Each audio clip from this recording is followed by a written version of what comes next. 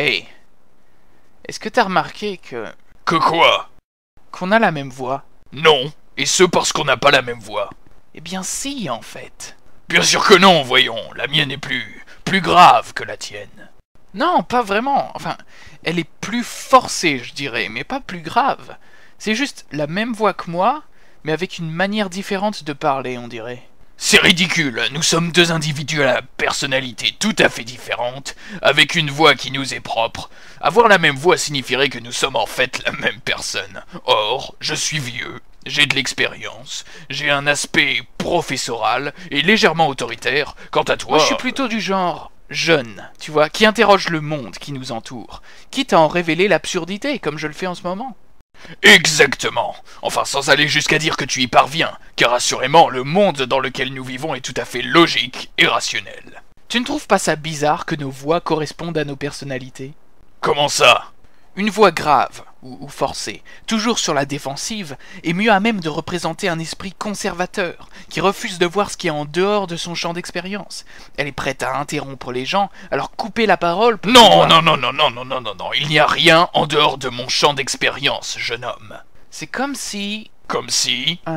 comme s'il y avait quelqu'un derrière tout ça. Tu veux dire un dieu? Ouais.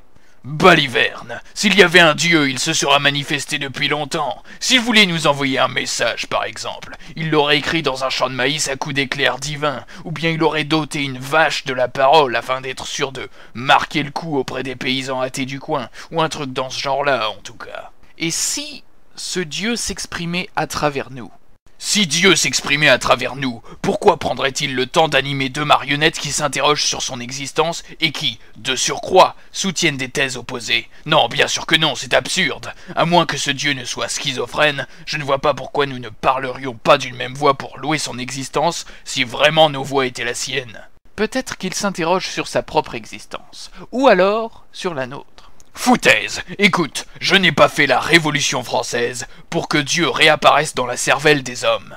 Tu as fait la Révolution française? Comme je l'ai affirmé tout à l'heure, rien n'échappe à mon champ d'expérience. Ah ouais, tu es donc toi-même une sorte de dieu? Cesse donc de voir des dieux partout. J'ai certes plus de 300 ans, mais cela ne me fait pas divin pour autant. Il est étrange que tu aies vécu aussi longtemps. C'est vrai. Et encore plus étrange que je ne le découvre que maintenant. Moi qui te tutoie et qui donc, nous pouvons le supposer, est ton ami. Certes. C'est comme si cette information concernant ton passé, en plus de constituer un fait très improbable, venait d'être inventée. Mais par qui? Ce que tu dis n'a aucun sens. Par quelqu'un qui écrirait ce dialogue et le découvrirait en même temps qu'il le crée. Tout comme l'endormi qui rêve et qui découvre un nouveau monde derrière chaque porte qu'il ouvre, alors qu'il est lui-même le créateur inconscient de ce monde. Un dieu, un créateur, l'inconscient. L'inconscient. Seuls les naïfs et les psychiatres croient en ces sornettes. Foutaise, Baliverne et Sornette sont quant à eux des mots derrière lesquels ceux qui refusent de réfléchir se cachent. Ce sont les œillères qui accompagnent généralement les rides. Je n'aime pas la tournure que prend cette conversation. Je pensais discuter avec toi et passer un moment plaisant. Je pensais que l'on allait tous les deux forger des mots d'esprit, s'exprimer avec des calembours, se piquer à cause de quiproquos, mais finalement rire de nos défauts, et au son de la cymbale qui marquerait la fin de cette entrevue, nous nous serions sentis plus légers, puisque si 15 minutes de rire est l'équivalent d'un steak, assurément 5 minutes ou moins ou plus vaut bien un tiers de steak. Est-ce là la raison de notre existence? Nous deux, personnages de mauvaise comédie? Est-ce que notre personnalité, notre passé supposé et nos aspirations éphémères ne valent en fait qu'un tiers de steak? L'expérience me dit que ce qu'il y a pire que de ne pas connaître le sens de sa vie, c'est de le connaître et d'être déçu par la réponse. Il y aurait donc comme un dieu quelque part, qui nous prête sa voix comme un acteur, qui prend le temps d'écrire chacun des mots que nous prononçons comme un scénariste, et pourquoi? Pour l'équivalent spirituel d'un peu de viande, et peut-être une journée de plus à vivre selon certains spécialistes de l'humour. Par dépit, je commence à croire à ta théorie. Ah, quelle misère d'être un personnage de comédie. Quelle vie absurde!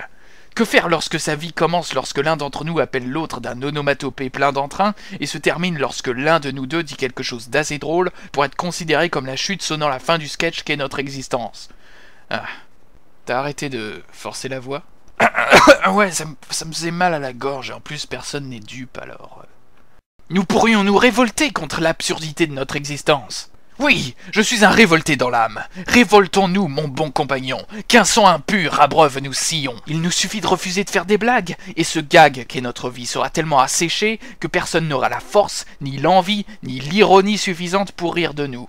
Oui, si nous nous complaisons dans la souffrance et dans les larmes, cette pathétique comédie se transformera en tragédie, et ainsi nous aurons gagné, vaincu les spectateurs, atomisé le rire, trahi l'auteur tout-puissant qui nous a donné vie. Nous sommes libres! Nous ne sommes pas des clowns, ni des marionnettes, ni des personnages de sketch, ni des satires philosophiques, ni des ornithorynques. Pourquoi un ornithorynx? Parce qu'il n'y a rien de plus ridicule qu'un ornithorynx, il est la preuve même que Dieu a un sens de l'humour. Mais pas nous! Non, pas nous!